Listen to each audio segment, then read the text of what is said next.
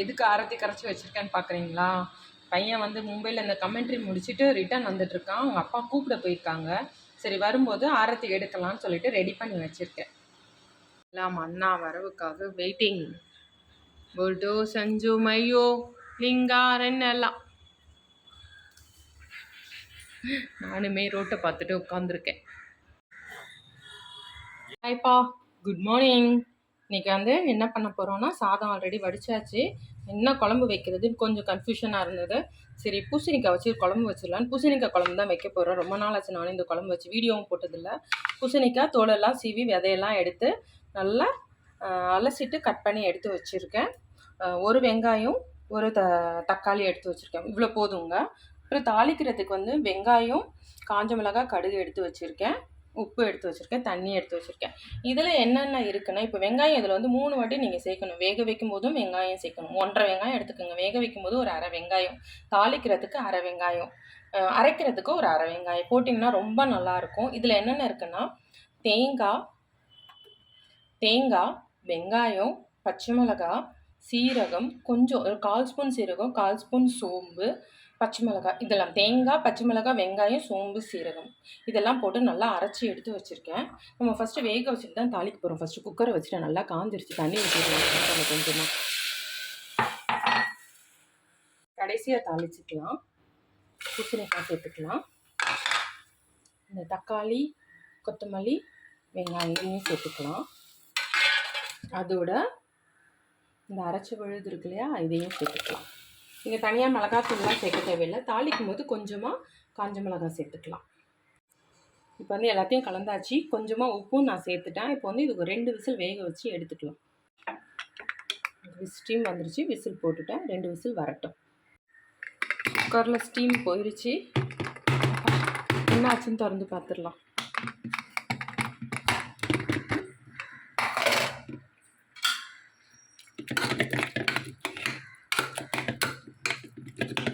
இதெல்லாம் மசிச்சு விட்டுடலாம்.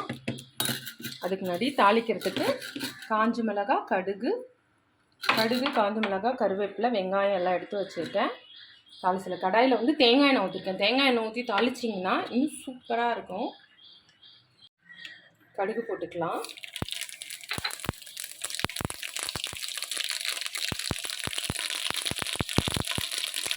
வெங்காயம், காஞ்ச மிளகாய், கருவேப்பிலை இது நல்லா பொன்னிறமாக வரட்டும். இது வந்து கொதிக்கணும்னா அவசியம் இல்லை, பாத்திரம் மாற்றிக்கலாம்.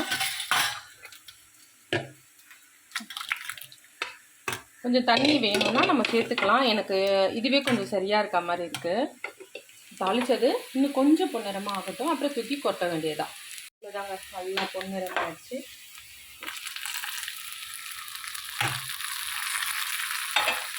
செம்ம வாசனையாக ஒரு சிம்பிளான பூசணிக்காய் குழம்பு ரெடி ஆகிடுச்சுங்க. இல்லை கொஞ்சம் கொத்தமல்லியும் போட்டுக்கலாம்.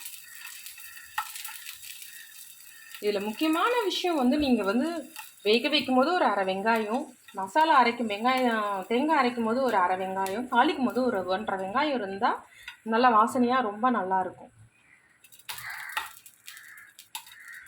இன்றைக்கி எங்கள் வீட்டில் குழம்பு வந்து பூசணிக்காய் குழம்பு தான். நீங்களும் இந்த மாதிரி ட்ரை பண்ணி பாருங்கள். தொட்டுக்கு வந்து துவையல் அரைக்க போகிறேன். வாங்க அதுவும் எப்படி அரைக்கிறதுன்னு பார்த்துடலாம். பூசணிக்காய் குழம்பு தாளித்து அதே கடாயில் எண்ணெய் ஊற்றிருக்கேன். எண்ணெய் ஊற்றிட்டு துவரம்பருப்பு துவையல் தான், துவரம்பருப்பு கொஞ்சம் சேர்த்துக்கலாம். தேங்காயெலாம் சேர்க்க தேவையில்லை.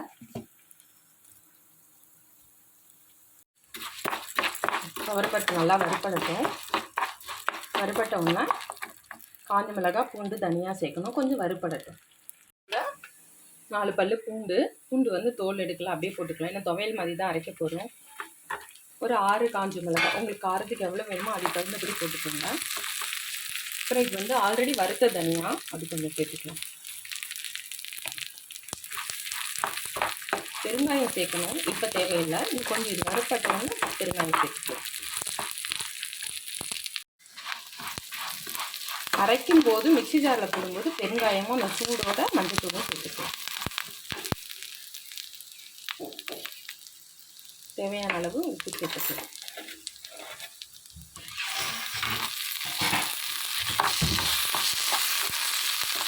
இப்போ அடுப்பை நிறுத்திடலாம். போட்டாச்சு. கொஞ்சமாக பெருங்காயம் சேர்த்துக்கலாம். கொஞ்சமாக மஞ்சள் சேர்த்துக்கலாம். இதை நல்லா அரைச்சிடலாம்.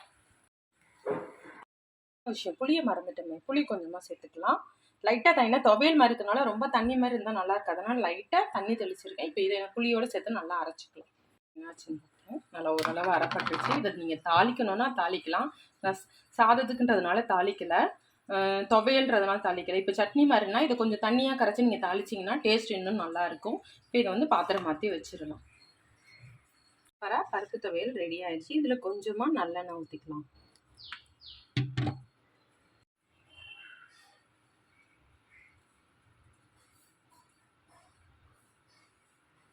இப்போ வந்து சிம்பிளாக சமையல் முடிச்சாச்சு. முட்டை மட்டும் வறுக்கணும். சூடாக சாதமும் வச்சாச்சு. பூசணிக்காய் குழம்பு வச்சாச்சு.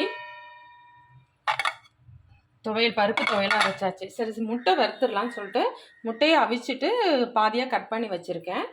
கடாயில் வந்து எண்ணெய் ஊற்றிருக்கேன். எண்ணெய் ஊற்றிட்டு கடுகுலாம் தேவையில்லை. முட்டைக்கு தேவையான அளவு உப்பு சேர்த்துக்கலாம். எண்ணெயிலே சேர்த்துக்கலாம். ரொம்ப சிம்பிளான ஒரு வறுவல் தான். அவிச்ச முட்டை ப்ளைனாக சாப்பிட்றதுக்கு பதில் இந்த மாதிரி சாப்பிட்டா இன்னும் கொஞ்சம் டேஸ்ட்டாக நல்லாயிருக்கும்.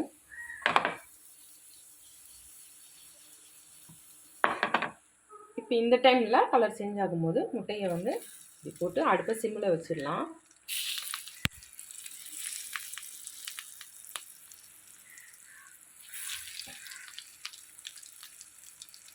நான் அவிச்ச முட்டையும் தோல் உரித்து போட்டாச்சு. அடுப்பு சிம்மில் வச்சுருக்கேன், இல்லைனா அந்த மிளகாத்தூள் வந்து கரிஞ்சிரும். லைட்டாக அது புரட்டி போட்டு சிம்மில் வச்சு எடுத்துட வேண்டியதான். சிம்பிளான ஒரு முட்டை வறுவல். ஆம்லேட் போட்டால் அந்த நேரத்துக்கு போடணும். சரி, சில நேரம் எப்போ பாரு ஆம்லேட்டே போடுற மாதிரி இருக்குன்னா இன்றைக்கி அவிச்சு வறுத்துட்டேன்.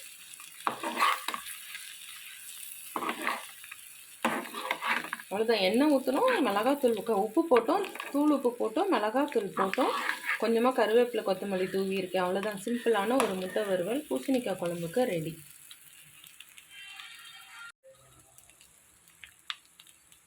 அவ்வளோதான்ப்பா, சமையல் முடிஞ்சது. இன்றைக்கி எங்கள் வீட்டில் லஞ்சுக்கு சூடாக சாதம், சூப்பரான பூசணிக்காய் குழம்பு, அப்புறம் பருப்பு துவையல். சாதமும் போட்டு சாப்பிட்டுக்கலாம், சாதத்துக்கு தொட்டுக்கவும் சாப்பிட்றலாம். அப்புறம் அவிச்சு தோல் உரித்து நம்ம மசாலா போட்டு சிம்பிளான ஒரு முட்டை. இன்றைக்கி எங்கள் வீடோட லஞ்ச் இதுதான். வாங்க சாப்பிடலாம். அவ்வளோதான்ப்பா. உங்களுக்கு இந்த வீடியோ பிடிச்சிருந்தா லைக் பண்ணுங்கள், ஷேர் பண்ணுங்கள், கமெண்ட் பண்ணுங்கள், சப்ஸ்கிரைப் பண்ணுங்கள். அடுத்த வீடியோவில் பார்க்கலாம்ப்பா. பாய்.